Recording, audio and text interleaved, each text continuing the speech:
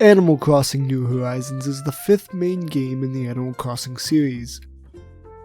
This is my first Animal Crossing game, but I've had a lot of friends who've played the other ones in the series, who I looked for when it came to how the game worked as a continuation rather than a standalone game. I'll look at it more as a standalone game myself, mainly because there isn't a story or plot that's continuing. As much as there are small details like character stories, there isn't an actual overall story. That actually makes this game very easy to get into. Like other games on the Switch, such as Pokemon Sword and Shield and Breath of the Wild, the games seem to be more focused on user-friendliness rather than having a complicated mechanics or stories that appear in past iterations. Although Breath of the Wild still has somewhat complex game structure, it is obviously designed to get new players into the game series. Same with Pokemon, although much more simple. They introduce new mechanics to help new players, yet stay within how the game has always worked. For Animal Crossing, this comes alongside the main gimmick of the game, which is deserted island living. From what I can tell in past games, the town starts built and you join into it, such as joining as the mayor in New Leaf. That's not the case in this game. You join with nothing, other than a map of the island.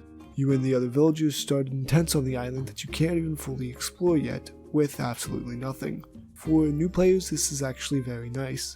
The player gets to choose the location of their tents and the 2 other starting villagers' tents. Nook sets up his own tent, but you don't need to choose where it's at.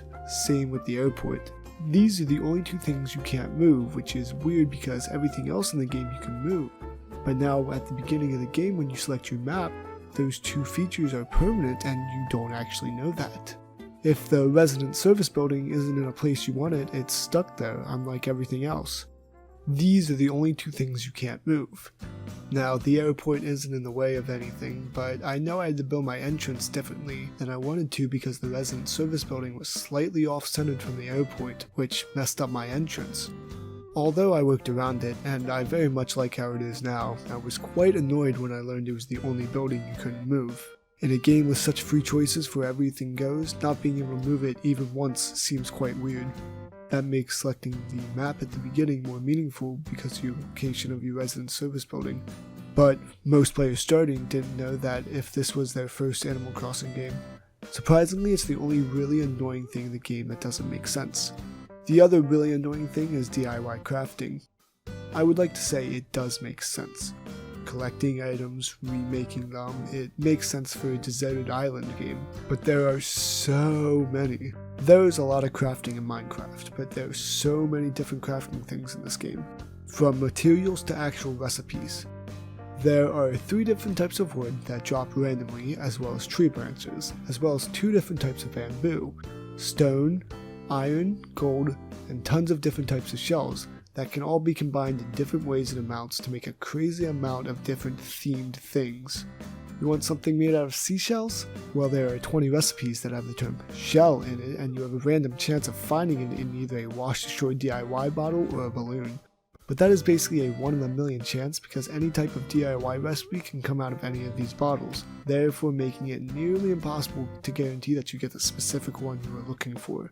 Once you miraculously get the one specific DIY, you learn it and it's thrown into your arsenal of every other DIY, which is an app on your Nook phone that you can look at. Now looking at it, it all seems overwhelming, but there is luckily a craftable section that sorts all the items in your inventory to see what DIYs can be made. That doesn't change the fact that there are so many DIYs that use the same materials and theme that it will be nearly impossible to find the item you want quickly. Once you find it, you have a quick animation and it's done. You have one of whatever item you want. Yep, there is no way to make multiple of an item. You have to make a selection, craft, finish, make another selection, recraft, and do it all over again, which takes about a minute or 2 each time depending on how long it takes to find the item. And if you don't have the proper amount of items, then you either have to go find them on your island or go to access your inventory in your house.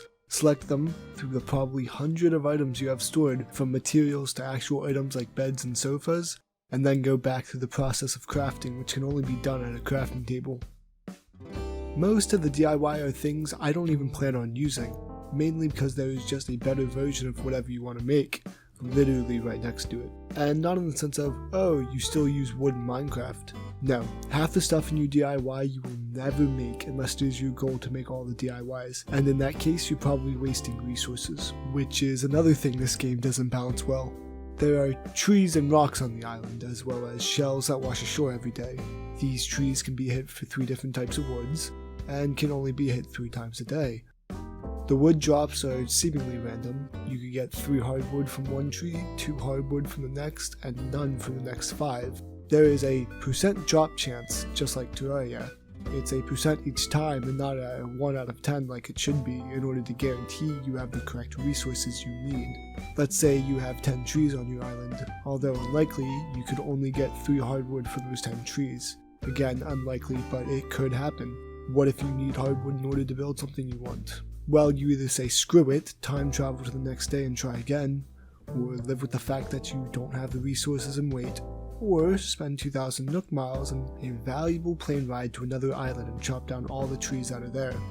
Assuming you get one that has trees, since there are a few that have no trees, bamboo trees or very little trees. Then there are rocks.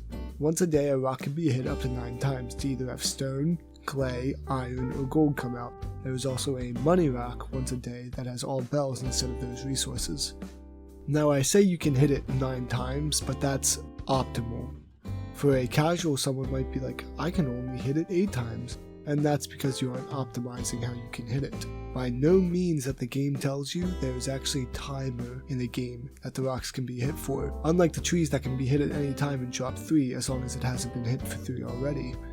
No, the rocks have a timer, and you get as many hits in that time as possible.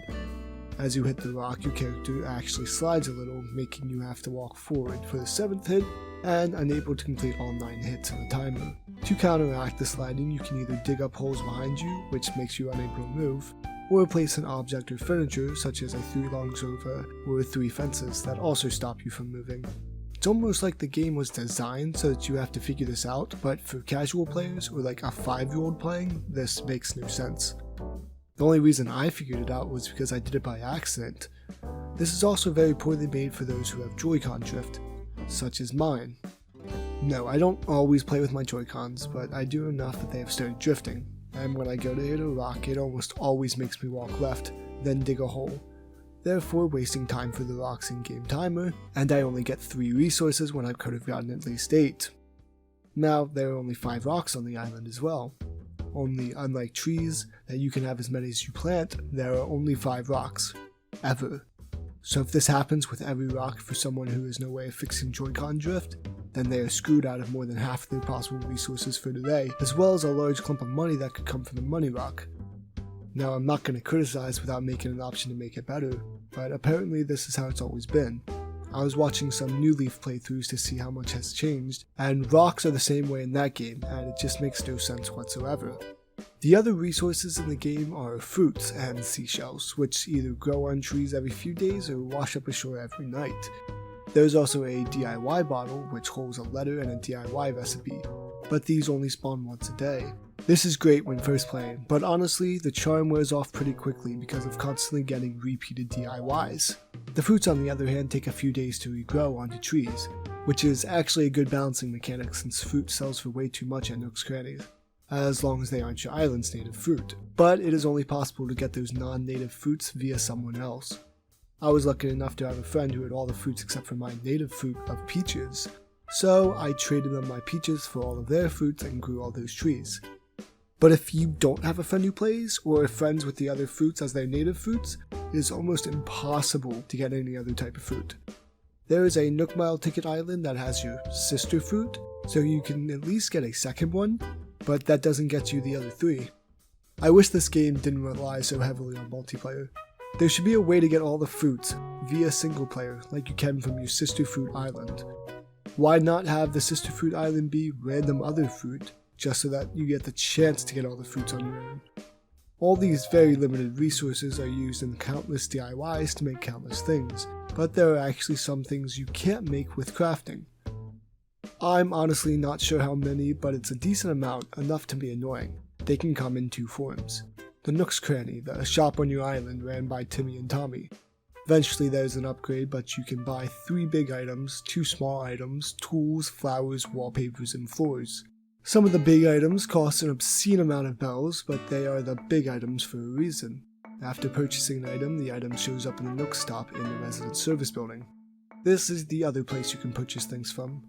There are a few special ones every day, ones that stay consistent that can be traded for Nook miles, and not bells, and ones that show up as you purchase them in Nook's Cranny. Some you can purchase again, and some you can't, seemingly randomly.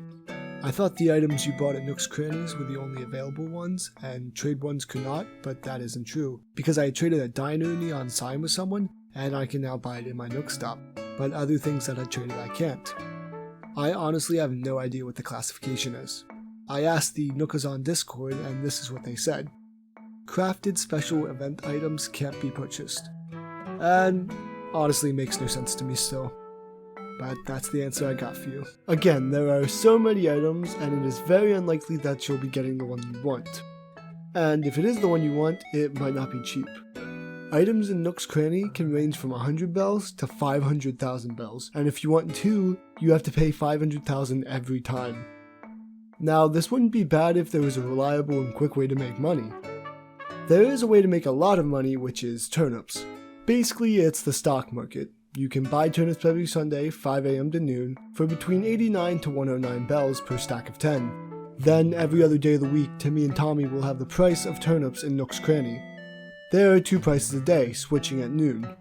Most times they will be roughly 150 bells, so you can make a slight profit. But there are a few patterns that the market follows, sometimes spiking and lowering gradually. So far, the most anyone has seen is 600 bells, but there's a chance it can be more than that. If you are playing single player, just hope you get lucky enough to make a good profit, but it's not very consistent. You're more likely to have prices a ton lower, around 40 to 60, which means you'd be losing money. It makes sense not to have it consistently at 500 because that's too easy, but to have it almost consistently lower than what you bought it for isn't good either. It's a very harsh system for players first trying it out. Luckily, if you're playing multiplayer, it's more than likely between you and 3 friends, one will have good prices.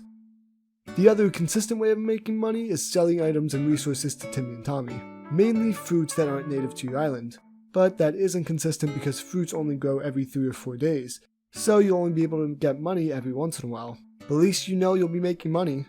You can also sell weeds and other resources and items, all varying prices depending on the item. This is technically the only actual way to make bells in the game. You can also trade Nook Miles for bell vouchers, which will give you 3,000 bells. But Nook Miles are better used for other things within the Nook stop. Nook Miles are the other currency, which is almost pointless. You get Nook Miles from constantly doing random things, which is nice to just play the game and get the achievement that you can now spend on something you will want. Nook Miles can purchase a Nook Mile ticket.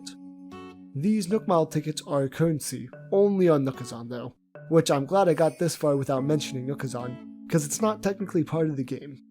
Like every other game, there is a community, but this community is special, mainly because this game is very heavy on multiplayer trade. Nookazon is one of many servers, but it's probably the most famous one, where you can trade items for in-game currency. You're only allowed in-game currency because apparently trading items for real money is against the terms and service of the game. The community is great though. The Discord is a little more reliable for finding things, mainly because it's easier to talk with people you're trading with, and you know they are going to answer. On this site, you can trade literally anything that is in the game. Turnip prices? Charge an entry fee. Villagers? Probably the most valuable thing in the game. NPC visits? Like Celeste? Again, an entry fee is usually the best way to go. Flowers? Items? If it's in the game, you can find it and trade it on Nookazon. And find someone who wants it. The website has a great feature where you can see who is looking for an item, and then you can DM them on Discord. But this isn't actually in the game, it's just a product of the game since the game is so multiplayer focused.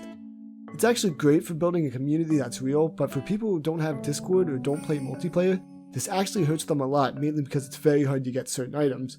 This also is the best way to make money, since people will most likely buy for more than you would sell at Nook's Cranny, and it's constant. Literally, there are messages and several people in every chat texting all the time. You can even sell things that normally wouldn't sell, such as villagers that are leaving. Not surprising, but these are the most valuable things on the sites, since these are the characters in the game. At first, this was the only thing I used the site for. I wanted to sell all my villagers, then get the ones that I wanted in my village. And so far, I'm 100% on selling villagers and getting the ones I want, for a good price. But as I became more comfortable, I started selling and buying other items that I really wanted, and it worked very well.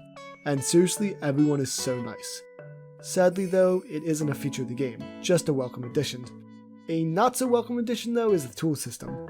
There are a few primary tools, which include a shovel, axe, fishing rod, bug's net, vaulting pole, ladder, slingshot, watering can, and wand.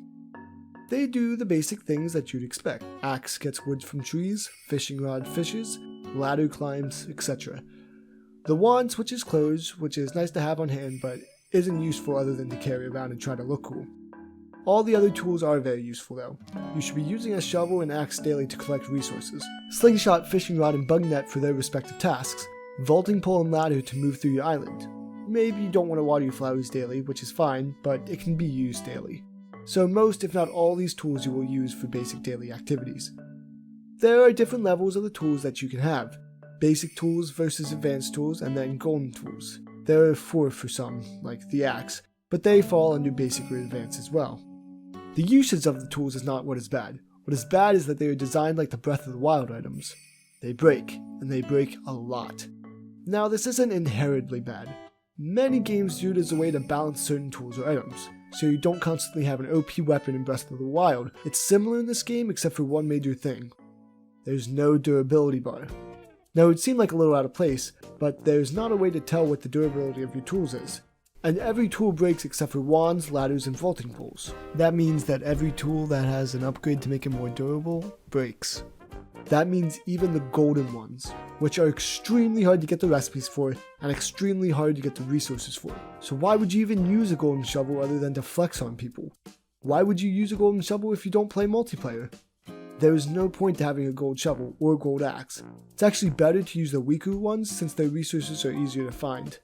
They all break and the durability doesn't seem to be much longer. All do the same thing. There are only slight differences in some upgrades, such as how the golden watering can is needed to get golden roses, or an iron axe is needed to cut down trees. Other than that, there's no real difference that matter. So why in any case would you use the upgrades? Why? Like, if golden tools didn't break, they'd be useful and players would easily want to grind for them. But since they break, they aren't. And no player should want to grind unless this is your favorite game and you want to get every single thing, which, as said before, is basically impossible. If these things weren't constant, they wouldn't be as annoying. But sadly, collecting resources is something the players should be doing every day, and that means that the tools are breaking more than once a day sometimes. Then having to go to a crafting station, find the DIY, which luckily tools are on top, then craft it, making sure you have enough resources in your inventory as well as enough room, then craft one. Tools are basically a big wrap up for everything that is wrong with the items of this game. 2 things that should definitely have been included was a durability bar, or number or something. Something telling me how much I have left with the item. Something to tell me how much I have left with them. So I'm not in the middle of doing something and oops, gotta stop everything I'm doing, get the correct resources, which are probably stored in my house, and make a new one. Instead, I would know it's about to break, go collect resources, and have one ready as soon as it breaks. You just keep going. Even though you have to stop, it would play out differently, and wouldn't halt progress or seem like a chore when doing so. I want to say this again though, before finishing this point. Tools make sense. Tools breaking makes sense. They just break too quickly, and there's no way to tell what it's about to break. It's very annoying. It mixes the bad things about tools or weapons into one tool system. The only good thing about the tools is that they have a quick cogwheel that they automatically go to once they're crafted. But I feel like adding a durability meter, even in that wheel, wouldn't feel out of place. But there's some stuff in the game that does feel out of place, especially for returning players. The main one being terraforming, which personally I love this mechanic.